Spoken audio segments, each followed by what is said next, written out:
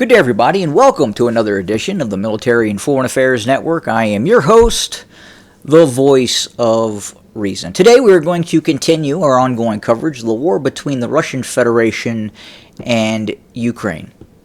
And before I get into the actual battlefield coverage of what is happening on the ground, obviously, as you can see, the Avdiivka cauldron is displayed here on the map. But before I started, I wanted to talk about something that is actually connected to the Ukrainian-Russian war. And what is that? Well, on the surface, you would look at it and you would say, well, it's not connected. It's in a different country. It is a different issue, and it is not connected. It is connected. It is directly connected, what I am about to talk about. So within the last few days, the statue of Thomas Jefferson was removed from the New York City Hall by woke revolutionaries. If we go back to 2017, when these woke revolutionaries, when these cultural Marxists started to deface and destroy statues all over the United States, the lawfully elected president of the United States, Donald Trump, stated that soon they will come for this man. And when he said that, he was ridiculed. That will never happen. That cannot happen. Never will they remove Thomas Jefferson. Well, Thomas Jefferson has been removed. So how is this connected to the Ukrainian-Russian war? Well, we have to go and we have to look at the Euromaidan. The 2014 Ukrainian Revolution that brought down a rightfully elected government, supported by a very large majority of the Ukrainian population, especially the Russian speakers in eastern Ukraine. Now, was there a significant portion of the Ukrainian population that was against the current government? Yes, absolutely. But the forces that supported this revolution, again, this was not through the voting process or a democratic process. This was through force of arms. And these individuals took control of the Ukrainian government, and now we are where we're at in terms of what is happening with this war. The same group that sponsored, again, the removal of Thomas Jefferson, the 2014 quote-unquote Ukrainian Revolution, the Antifa riots across the United States, smashed the state. This is in New York. These are the woke revolutionaries who took down the statue of Thomas Jefferson. Now, what links what happened in Ukraine, what is happening with the woke revolution in the United States, with the removal of the statue of Thomas Jefferson? It's this organization.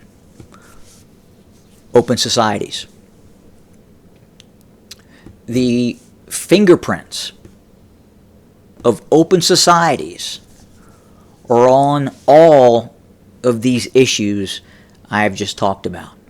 The removal of Thomas Jefferson, the Antifa riots, woke revolutionaries, the war between Russia and Ukraine. It is all at the feet of this individual, George Soros. and his foundation, which is now controlled by his radical cultural Marxist son. And it's going to continue, folks. I've talked about in earlier videos about what's happening in the school systems across the United States, the indoctrination that continues. Think about this. Go back in time to a different place, a different time. Go back to the 1970s, the 1980s. God forbid we go back to the 1940s or 50s. And I would have told you that Thomas Jefferson would be removed from New York City Hall. You would have said, VOR, you're crazy. You're insane.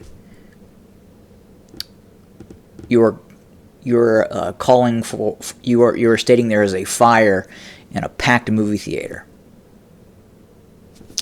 It's happened. Thomas Jefferson removed from New York City Hall. And it's going to continue. And what that next step is, what that next issue is, whether it's a removal of another statue, or is it something much greater? All right, so back to the war, back to what is happening on the ground. Again, as I've talked about in previous episodes, the Avdiivka noose is tightening. The Russians appear to be pressing their attack along the frontal aspect of Avdiivka. As you can see here, they have penetrated the main Ukrainian defensive barrier along the eastern approaches to Avdiivka. If we look at what has happened over the course of the last few days, you can see exactly what has happened on the ground as the Russians continue offensive operations designed to capture this town. And then we'll go into a fast forward so you, the viewer, can see actually what has happened over the last few days and the dire situation that Ukrainian forces are currently in right now. So you can see the gray zone. There's fighting underway for this targeted area, and the Russians advance. So we're now seeing fighting quite literally now in the suburbs of Avdiivka. We are continuing to see the Russian pressure campaign both to the north and to the south of Avdiivka as well. And again, as I talked about on the previous episode, we believe that elements of the Ukrainian military that are in operational control of Avdiivka are currently in negotiations with Russian forces about the surrender of Avdiivka. Now, obviously, that is against orders, that is against the edicts of Zelensky in Kiev. Zelensky has ordered a not one step back command, and that's being done from Kiev. But the situation in terms of Ukrainian forces and what is happening to those forces in Avdiivka is a very hard situation as we speak. In fact, along the entire line of contact, as the Russians start to utilize larger aircraft-launched glide bombs as they continue their pressure campaign, the situation for Ukrainian forces along the line of contact has become incredibly dire. Incredibly dire. We know there is also friction between the Ukrainian high command, the Ukrainian military, and its political leadership in Kiev.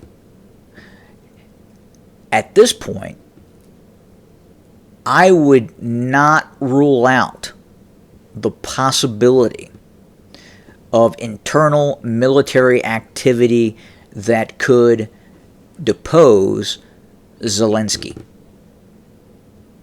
I think we have now entered that realm of possibility in terms of the Ukrainian military being that upset at the orders of Zelensky in terms of what has happened in Bakhmut, what has happened in Avdiivka, the failed operation, the failed offensive operation that took place in Zaporizhia.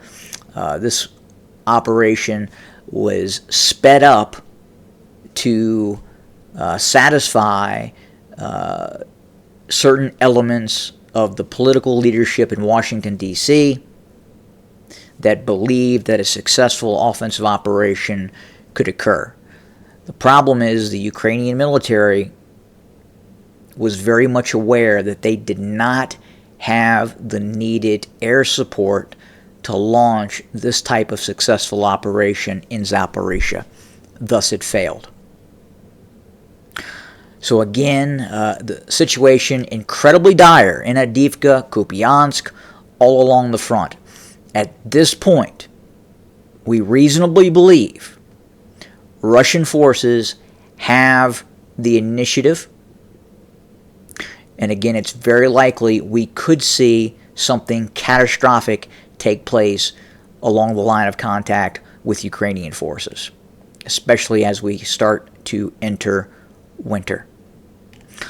And lastly, we're continuing to see the deployment of new Russian weapon systems. Some of these weapon systems are possibly originating from China. We have seen new types of drones, new types of munitions. We believe that the first-person drones, these quadcopters that the Russians are using, now equipped with thermal imaging devices, those smaller, cheaper thermal imaging devices, we believe, are in fact coming from Chinese origins. Now look, yes, the Russians are manufacturing their own equipment. Obviously, that is occurring, but there is also equipment coming in from China as well.